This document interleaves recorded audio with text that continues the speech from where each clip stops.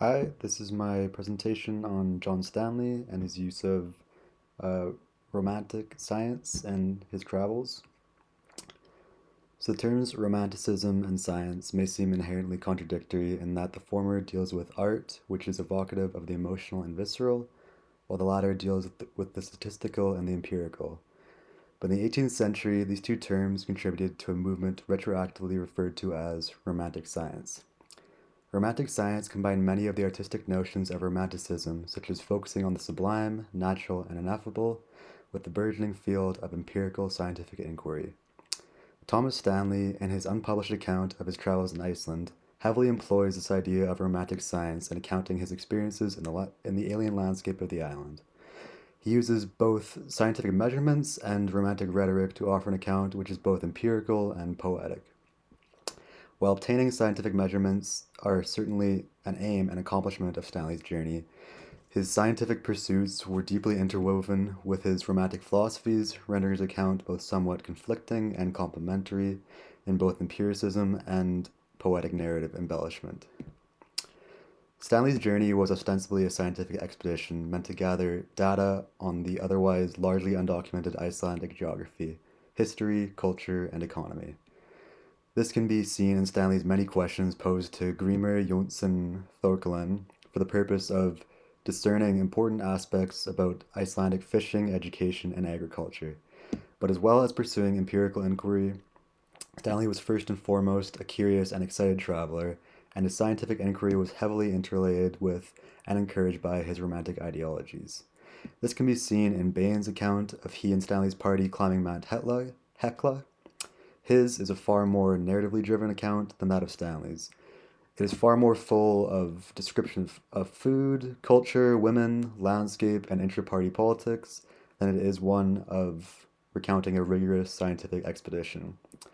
This is also seen in Wright's account of he and Thomas's party climbing the Snaefellsjökull glacier in western Iceland. Wright recounts he and Stanley drinking rum together and persevering against cold and perilous conditions in order to finally reach the summit.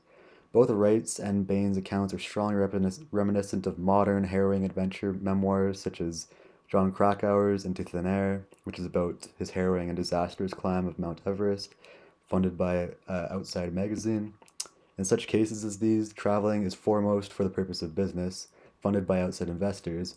This is clearly not mutually exclusive from artistic pleasure and significance of the journey.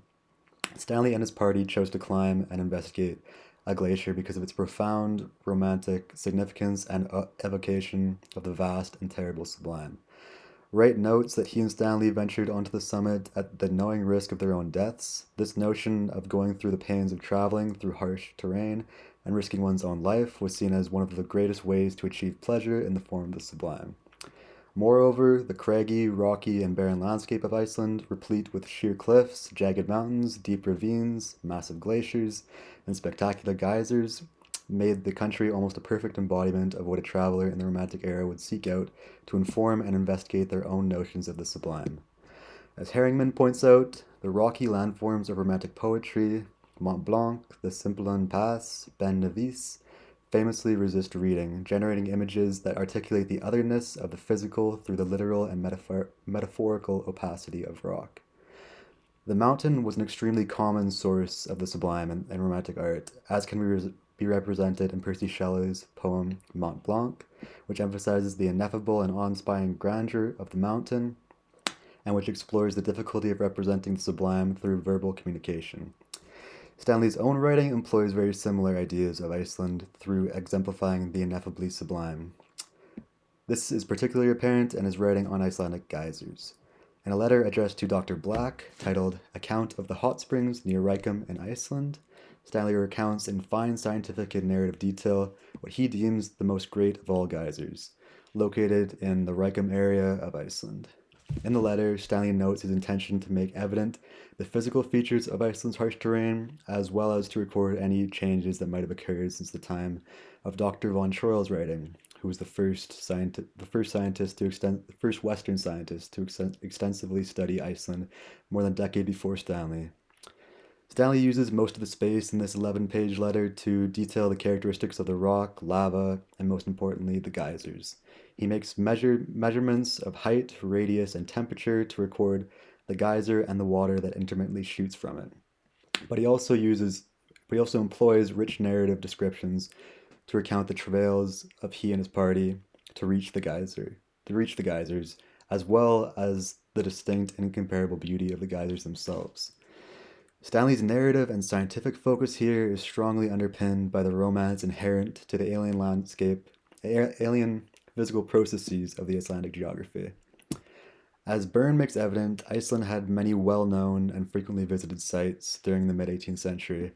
The mystery of their creation, their regularity, and their resemblance to man made structures enhance their appeal, encapsulating the complexity of romantic aesthetics and romantic science.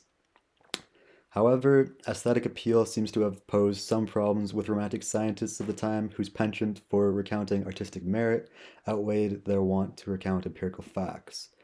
As Caron, Withers, and Bell point out, many such romantic period land based travelers were sustained by scientific and rational motives, albeit that the language of the text and the attention paid to the travel experience sometimes occluded the factual content.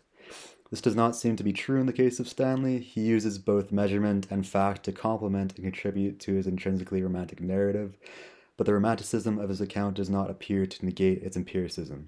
On the other hand, in the case of Stanley's companions, Blaine and Wright, there is certainly a greater emphasis placed on creating a compelling descriptive narrative than a factual account.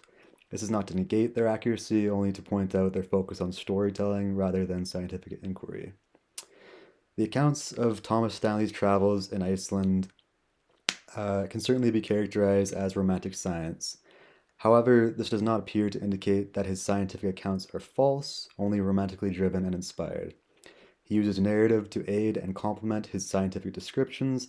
As well, his scientific focus is mainly on subjects which are inherently romantic, such as geysers, glaciers, and mountains. While his party members, such as Wright and Blaine, do not seem to hold his same value and standard for scientific data, and their accounts seem to be more so merely romantic than romantic science, the term romantic science, the term romantic science today would likely be interpreted as an oxymoron. Although Stanley seems to use romanticism to inform his science, and vice versa, but not use one to contradict the other. All right, so that concludes the speech portion of my presentation, and now I have some questions.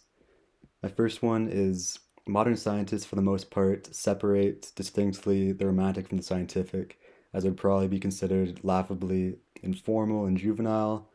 So what is the utility of romantic science? Is it an oxymoron, and should it completely be obsolete, or is there value in it?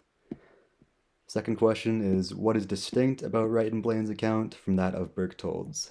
How do they narrativize their accounts differently, and is one more effective or compelling than the other?